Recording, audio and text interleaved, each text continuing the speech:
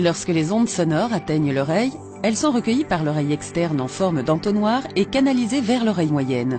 Au niveau de l'entrée de l'oreille moyenne, les ondes sonores frappent la membrane du tympan.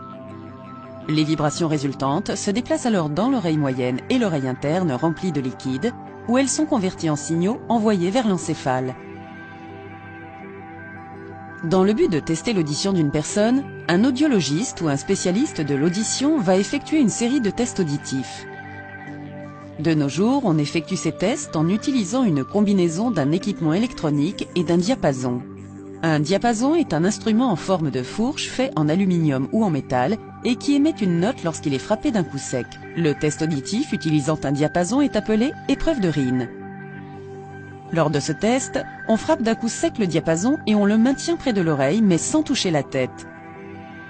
Cela permet de vérifier si les ondes sonores peuvent entrer dans l'oreille et se déplacer dans l'oreille moyenne pour atteindre la cochlée par conduction aérienne, ce qui correspond à l'audition normale. Ensuite, on va frapper d'un coup sec le diapason et le maintenir contre le crâne derrière l'oreille. Ce test dévie la conduction du son par l'oreille externe et moyenne et se concentre sur la réception des vibrations par la cochlée au moyen de la conduction osseuse. À l'aide de ce test combiné à un test de parole, un audiologiste peut déterminer si un défaut d'audition existe et quelle peut en être la cause.